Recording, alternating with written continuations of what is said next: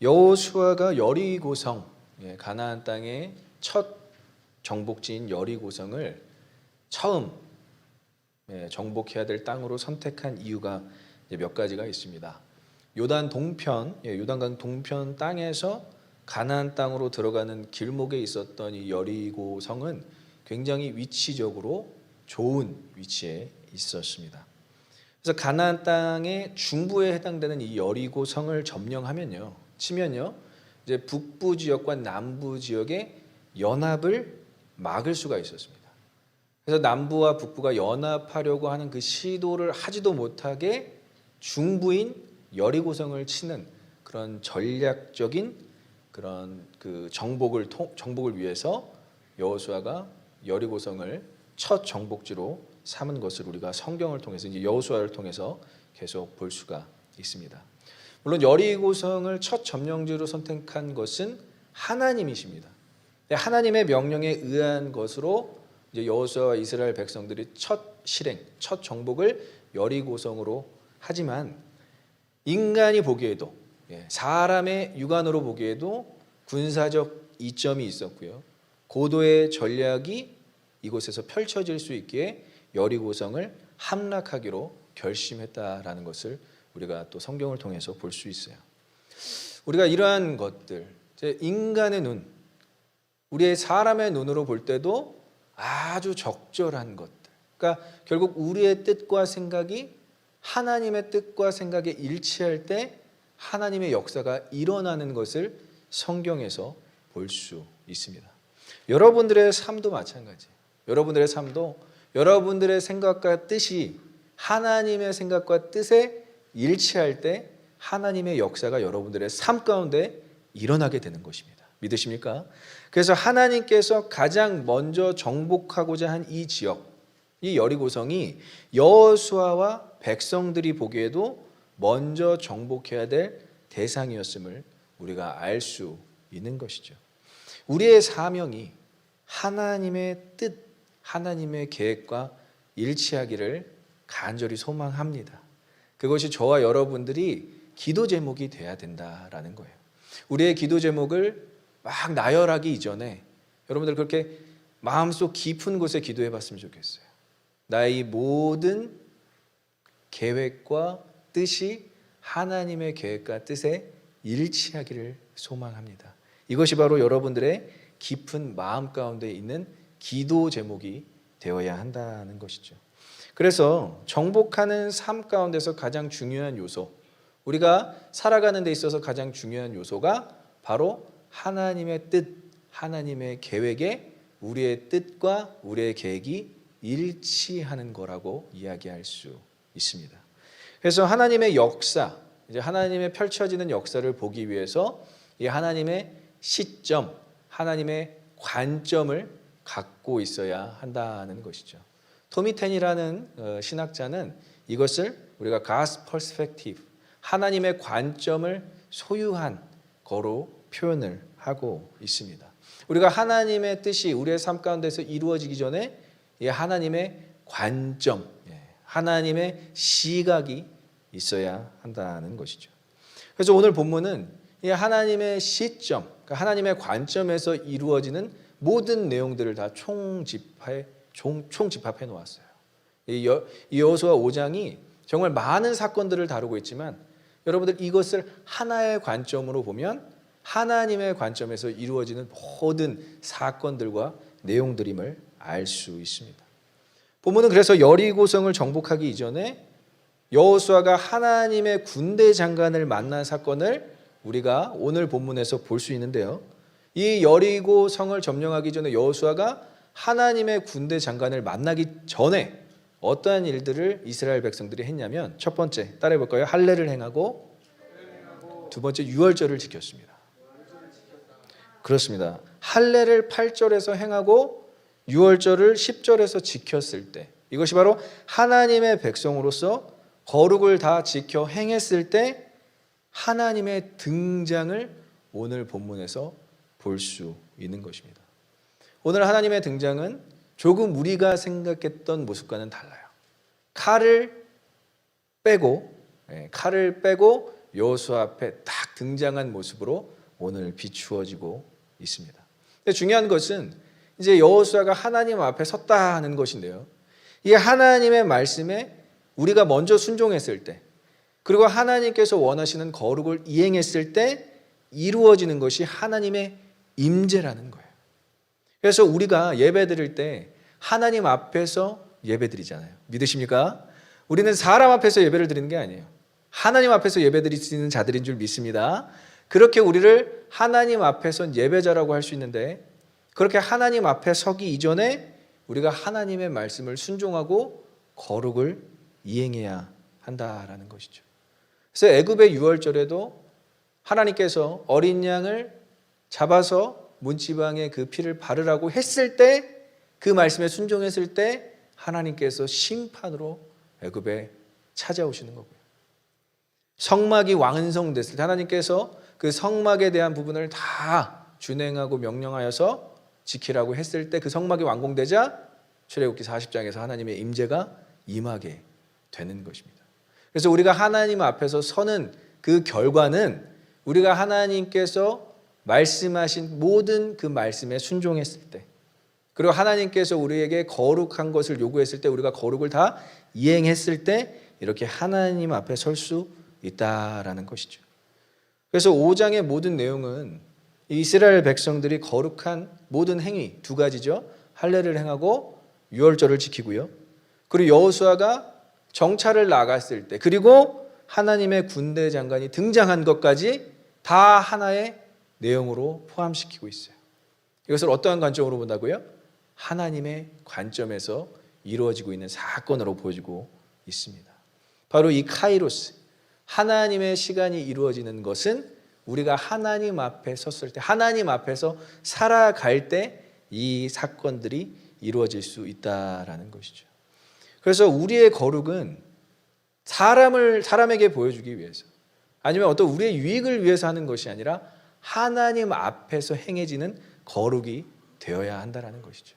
이것을 코람데오, 하나님 앞에서라고 표현할 수 있습니다. 가장 친밀한 하나님의 임재, 하나님 앞에서를 경험하기 위해서 여러분들이 갖춰야 될 필수 조건이 바로 거룩이라는 거예요.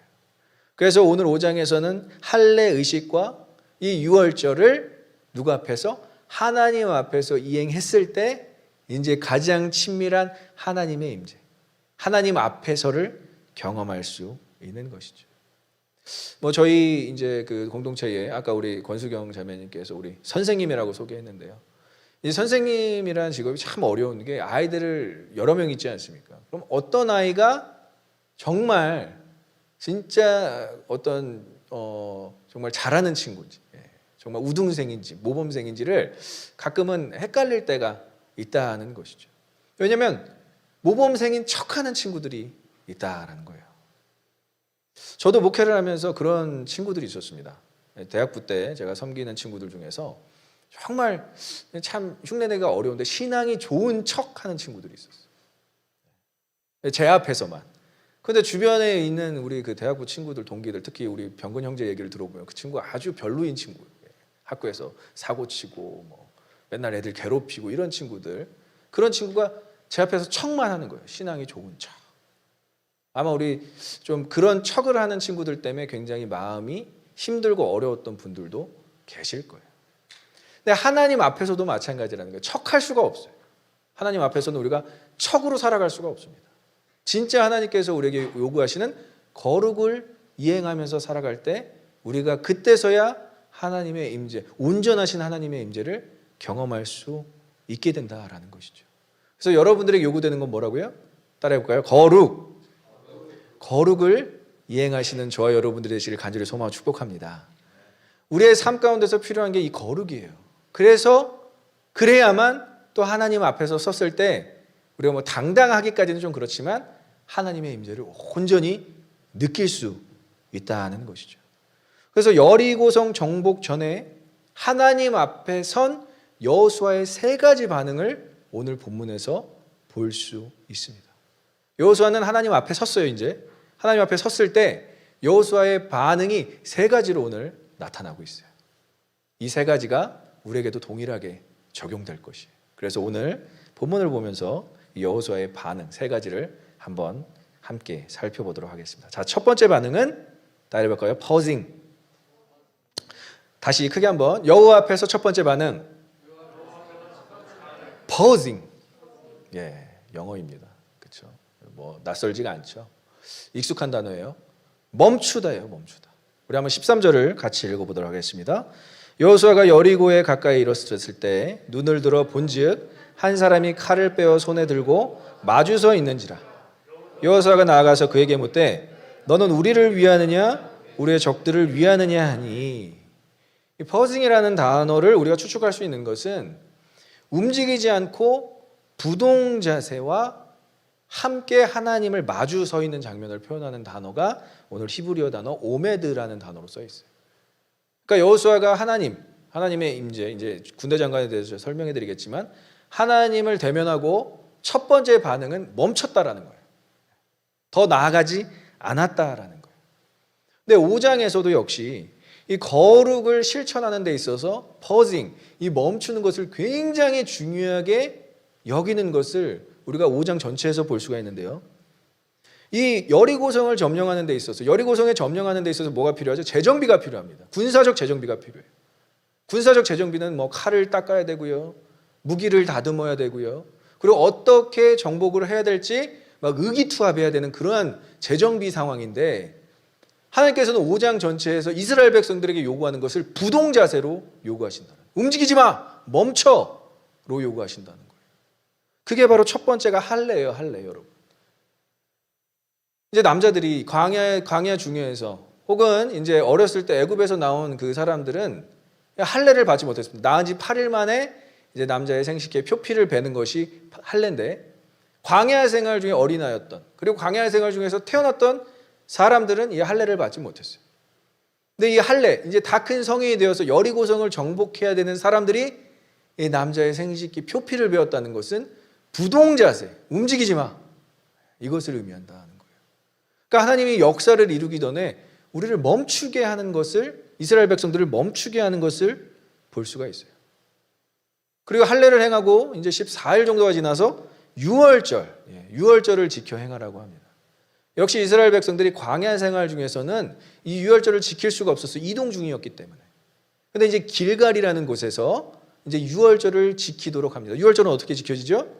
어린 양을 잡아서 어린 양의 피를 이제 문설주에 바르는데 이제 그때는 이제 또 길갈에서는 집들이 없죠. 다 이렇게 텐트로 유목민들로 살고 있으니까 텐트에 어떠한 그런 표식을 할 수 없지만 이 어린 양을 잡은 어린 양을 이제 그 집에서 가족과 함께 먹는 것이 바로 유래입니다. 그러면 이 어린 양을 먹을 때는 전혀 이동이 없었다라는 거예요. 가정에서 모든 행실, 먹는 것조차 가정에서 이루어져야 되는 멈춤을 의미하고 있는 것이죠.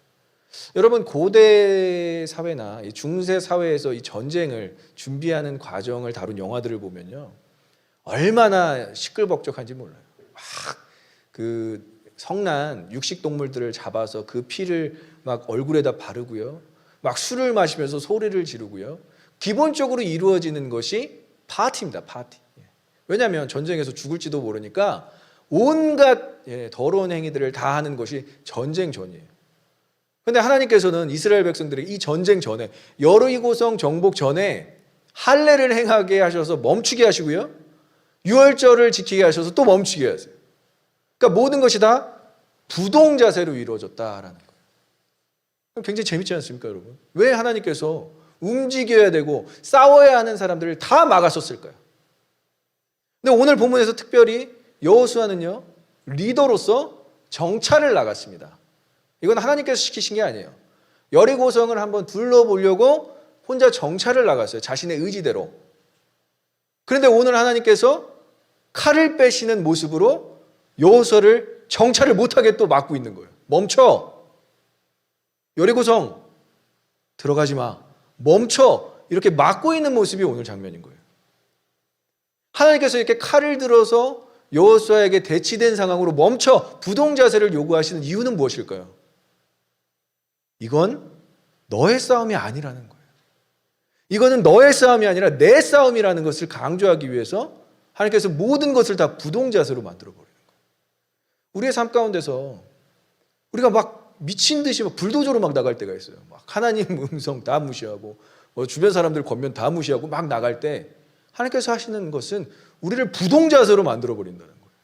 왜? 하나님께서 앞서 가셔서 그 땅을 먼저 정복하시기 위해서.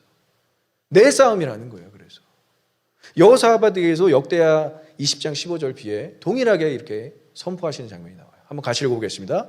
너희는 이 큰 무리로 말미암아 두려워하거나 놀라지 말라.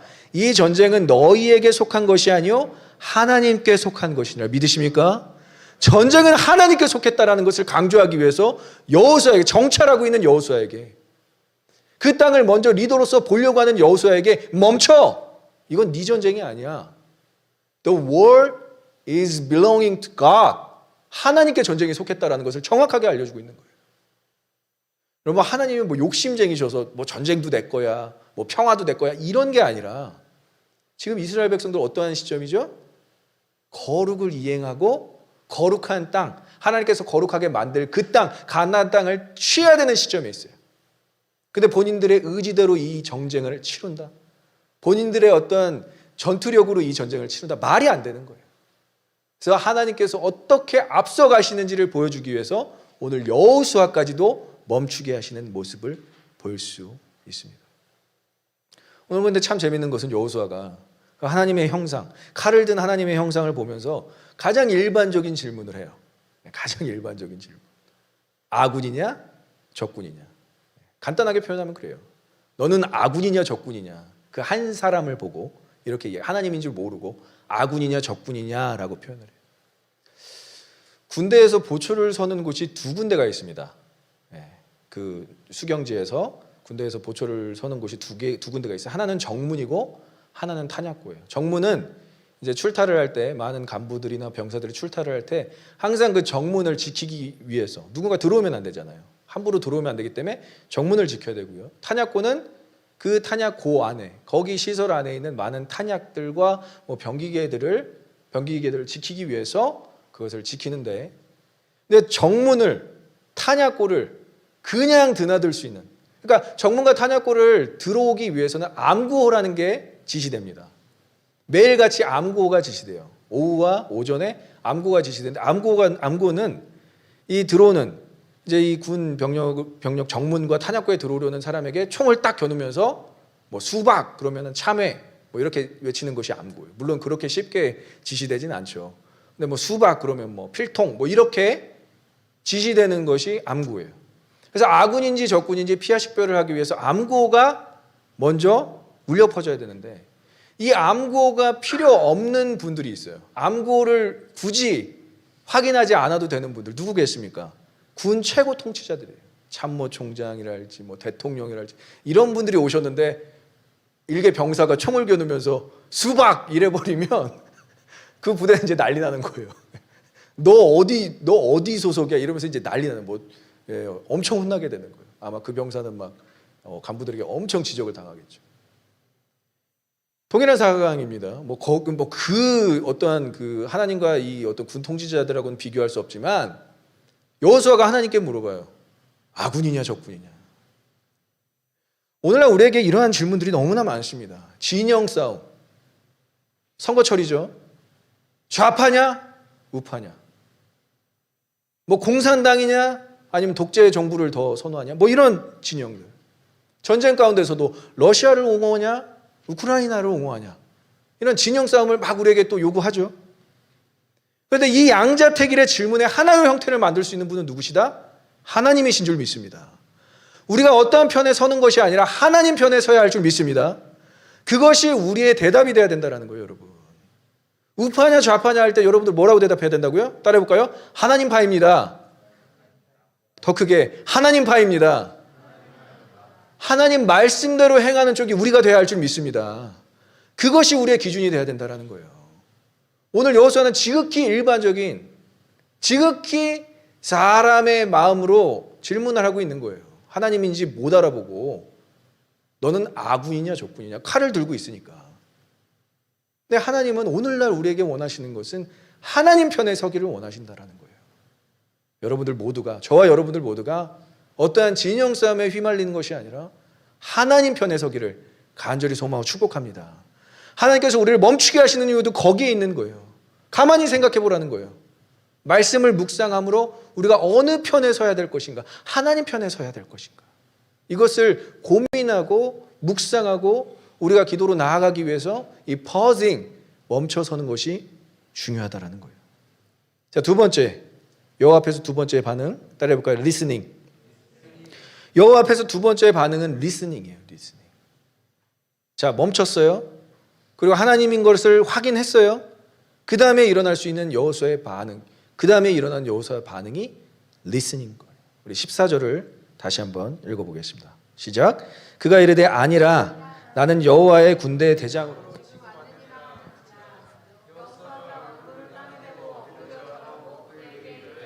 내 주여 종에게 무슨 말씀을 하려 하시나. 여호수아가 질문했죠. 아군이냐 적군이냐.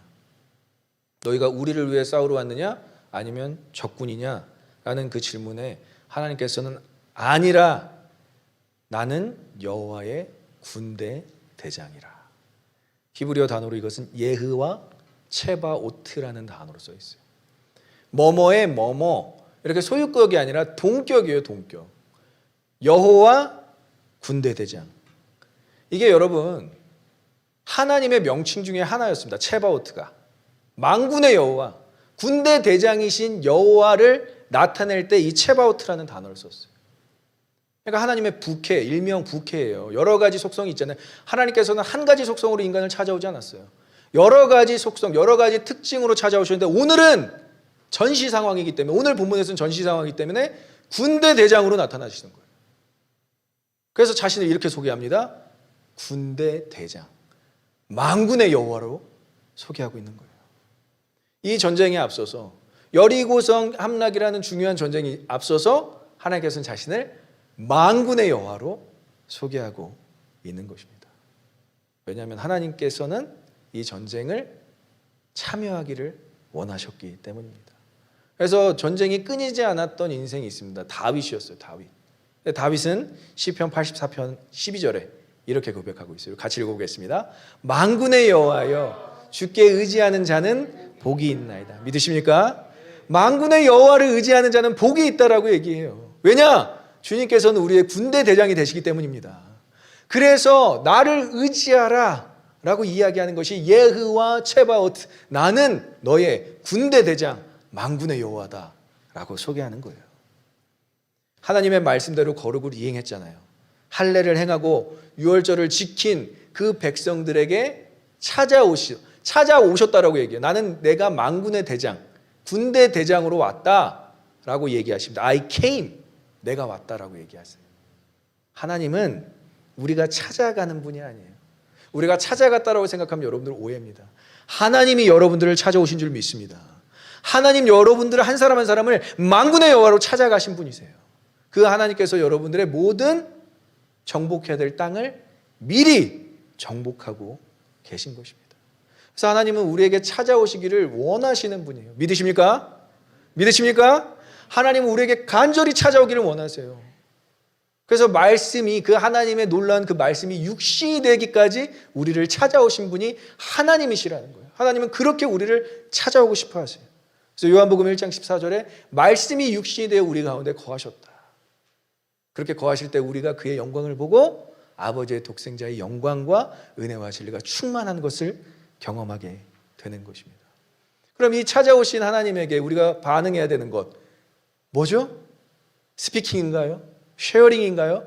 리스닝이죠. 리스닝. 찾아오신 하나님에게 들어야죠. 그래서 여호수아가 이렇게 얘기하는 거예요. 내 주여 종에게 무슨 말씀을 하려 하시나이까. 따지는 게 아니에요, 여러분. 이게 궁체로 써져 있어서 따지는 것처럼 왜 왔습니까? 무슨 말을 하려고 왔습니까? 이게 아니라 내 주여, 분명히 군대 대장이라고 하나님께서 소개하셨는데 아도나이, 내 주 하나님이여 종에게 무슨 말씀을 하시든지 듣겠나이다 라고 이야기를 하는 거예요. 그러니까 하나님을 군대 대장으로 직접 형상화한 그 야훼 하나님을 대면하고 인지하고 있는 여호수아를 볼 수가 있습니다. 여호수아는요, 여러분, 하나님을 대면한 모세와 가장 가까이 있었던, 모세의 수종자라고 부를 정도로 가장 가까이 있었던 사람이에요. 그러니까 하나님을 대면하는 것이 어떠한 건지 가장 익숙하고 잘 알고 있었던 사람이에요. 근데 여러분, 여호수아가 처음 하나님의 형상을 봤을 때 뭐라고 소개되어지고 있죠? 본문에서 한 사람이라고 소개되어지죠. 그게 우리의 눈의 한계라니까요. 그게 우리의 시력의 한계예요, 여러분. 우리 안과 매니저하고 있는 우리 성재 형제가 저기 앉아있지만 우리의 인간의 시력이 얼마나 한계가 있는지 너무나 잘 알고 있어요. 저 형제가. 물어보세요. 얼마나 시력이 한계가 있는지. 여호수아가 아무리 하나님을 대면했어도 한 사람으로 보였다니까요. 근데 하나님께서 말씀하셨을 때 예후와 체바오트, 만군의 여호와다라고 얘기했을 때 바로 무릎을 꿇고 경배하는 것입니다. 여러분, 형상 믿지 말라는 거예요. 하나님 말씀 믿으십시오. 믿으십니까? 하나님 말씀을 믿으셔야죠. 그래서 하나님 말씀 한마디에 무릎을 꿇는 거예요. 경배하는 거예요. 여러분, 제가 자꾸 이렇게 말씀만 믿으십시오. 그러니까 저는 체험이 없는 것처럼 생각하시는 분들이 있는데 저 형상 많이 봤어요. 근데 그 형상은요, 가물가물하고요.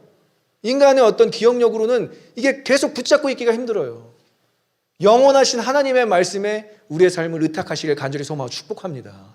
하나님의 말씀만 변함이 없는 거예요. 그러니까 말씀을 딱 듣고 한 사람이라고 생각해서 아군이냐 적군이냐 물었던 여호수아가 예후와 체바오트 딱 하나님 군대 대장이라고 하니까 무릎을 꿇고 경배하는 것입니다.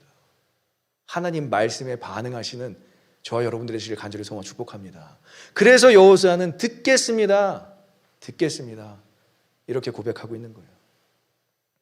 인간의 구원 역사에 찾아오시는 하나님을 볼 수가 있는 것이죠. 속성만 다를 뿐 하나님은 먼저 인간을 찾아오셔요. 아담과 하가 에덴 동산에서 범죄했을 때도 먼저 찾아오신 분이 하나님이셨어요.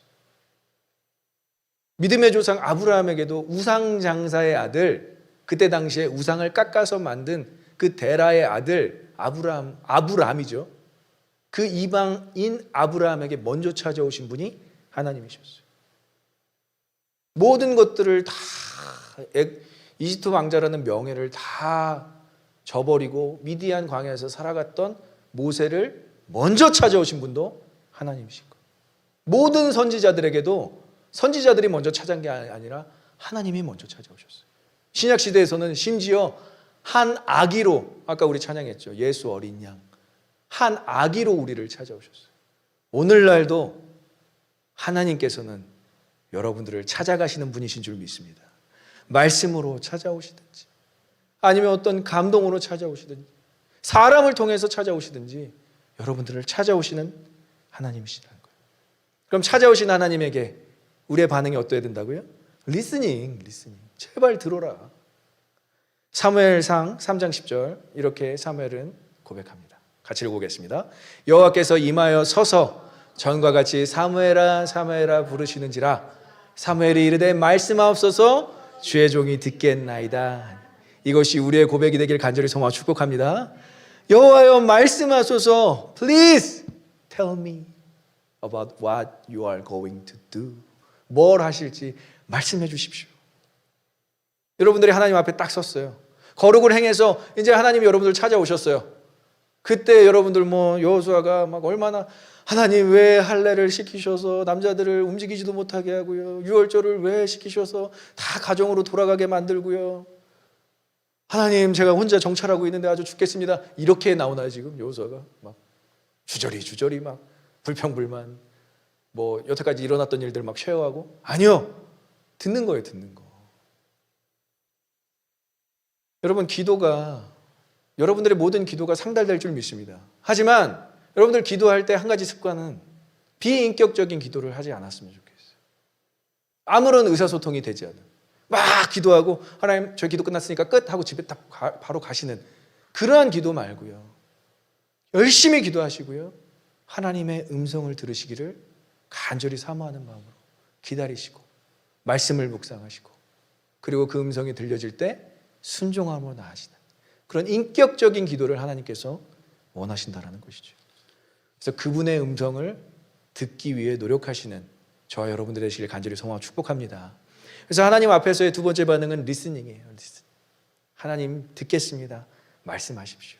여호수아의 반응이 이랬다는 것이죠. 자, 마지막으로 여호와 앞에서 세 번째 반응. 다 할까요? transforming.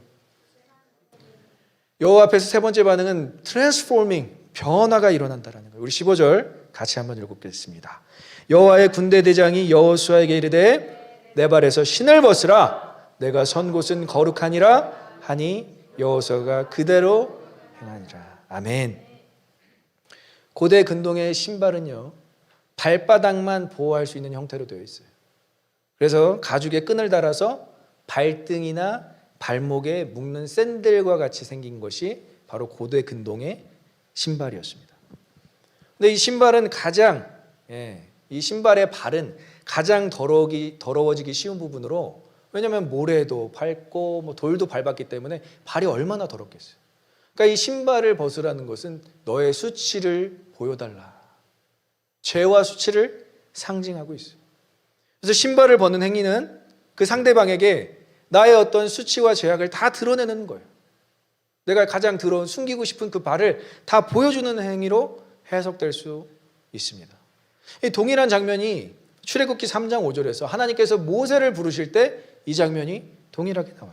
출애굽기 3장 5절에서 하나님이 이르시되 이리로 가까이 오지 말라. 내가 선 곳은 거룩한 땅이니 내 발에 신을 벗으라. 하나님 왜 자꾸 신부터 벗으세요? 하나님 왜 신부터 벗기세요? 모세, 여호수아 다 신부터 벗기세요. 왜 하나님께서 신부터 벗으라고 하실까요? 리더들에게 인간적 경험으로 세속화된 발을 갖고 있었던 모세였어요.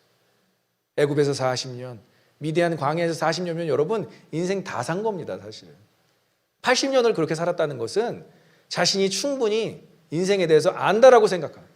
난 많은 경험이 있어 라고 생각할 수 있는 거예요.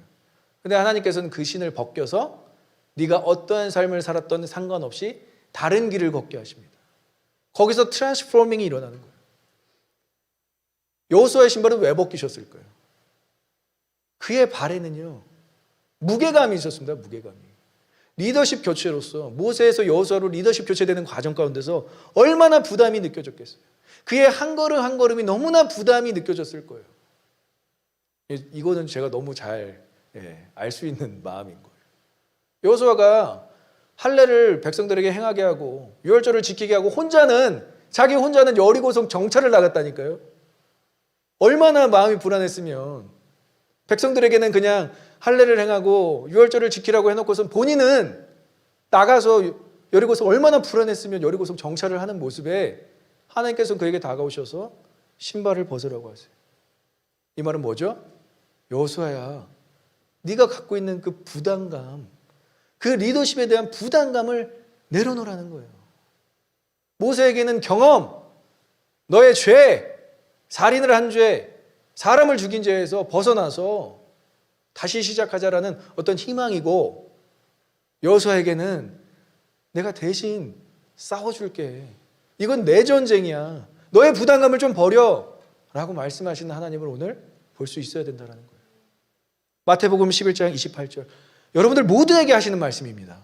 예수님께서 같이 읽어보겠습니다. 수고하고 무거운 짐진 자들아 다 내게로 오라. 내가 너희를 쉬게 하리라. 믿으십니까? 우리의 수고하고 무거운 짐진, 어느 누가 없겠어요, 여러분? 다 있다니까요, 여러분. 어느 누구도 그렇게 가볍게 살 수가 없어요. 가정으로 인해, 직장 생활로 인해, 관계로 인해 수고하고 무거운 짐진 자들아 내가 이걸 없애줄게라고 얘기하지 않잖아요. 하나님께서는 다 내게로 오라. 나에게 오라. 내가 너희를 쉬게 하리라. 믿으십니까? 이 말씀이 여러분들을 변화시키는 말씀이라는 거예요. 신발을 벗으라는 표현이 단순히 우리의 소유를 내려놓고 우리의 경험을 다 버리고, 여러분들 인간의 죄악을 폭로하고 망하게 하시고 우리에게 소유가 갖고 있는 것들을 다 버리게 하시는 하나님이 아니라 쉼과 안식과 평강을 얻게 하시기 위해서 신을 벗기시는 하나님이신 줄 믿습니다. 그렇게 나에게 오라, 가볍게 오라. 너의 신을 벗고 가볍게 나에게 오면 진정한 안식과 쉼을 얻을 수 있다라는 표현을 하시는 부분을 볼 수 있는 거예요. 그리고 여호수아가 선 곳을 우리 헌금 찬양할 때 항상 그렇죠. 내가 서 있는 곳 주님의 땅이니라고 고백하잖아요. 그렇죠? 저 이 찬양 너무 좋아하거든요. 내가 서 있는 곳이 거룩한 땅, 주님의 땅이라고 고백하는 것은 우리가 먼저 거룩한 땅이라고 지칭하는 것이 아니라 하나님께서 그 땅, 아직 정복되지 않은 땅, 하나님이 거하시는 땅을 거룩한 땅이라고 지칭하면서 하나님께서는 사람만 거룩하게 만드시는 것이 아니라 땅도 거룩하게 만드시는 것입니다. 믿으십니까? 여러분들의 주변 환경을 다 거룩하게 만드시는 거예요. 여호수아가 정찰하기 이전에, 여호수아가 이스라엘 백성들을 데리고 여리고성을 정복하기 이전에 하나님께서 먼저 그 땅을 앞서 가셔서 트랜스포밍을 다 하시는 거예요. 그래서 칼을 들고 계시는 거예요. 일하시는 하나님, 주가 일하시네.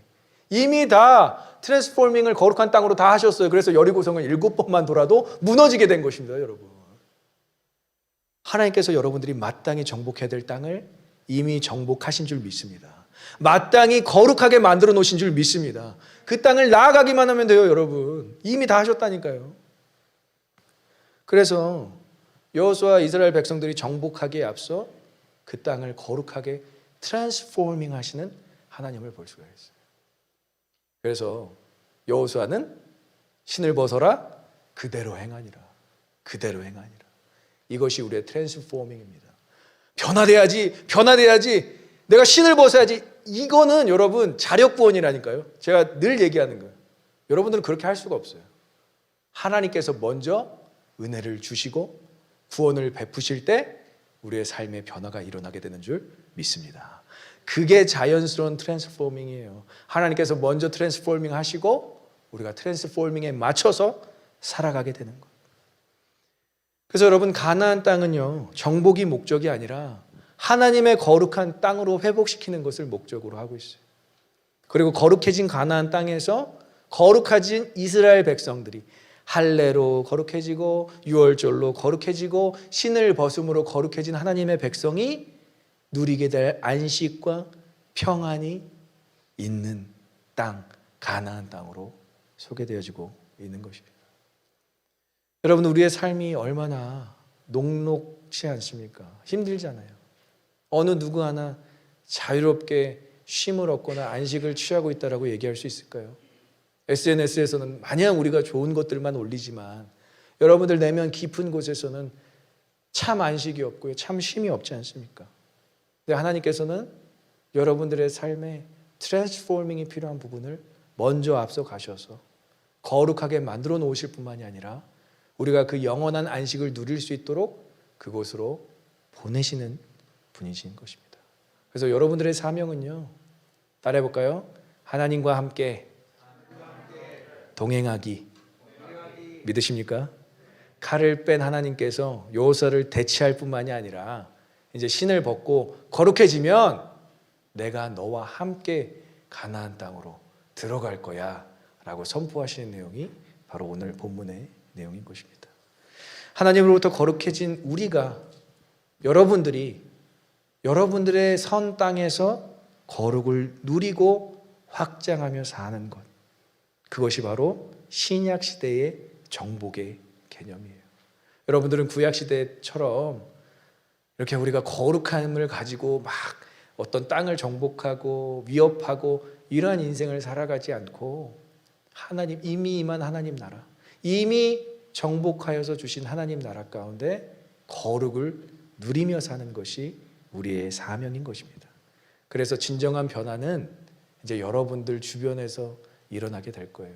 여러분들만 변화됐을 뿐만이 아니라 여러분들의 주변 환경까지도 다 변화될 줄 믿습니다. 그 거룩을 실천하시며 누리시며 평안을 살아가시는 저 여러분들의 길 간절히 소망 축복합니다.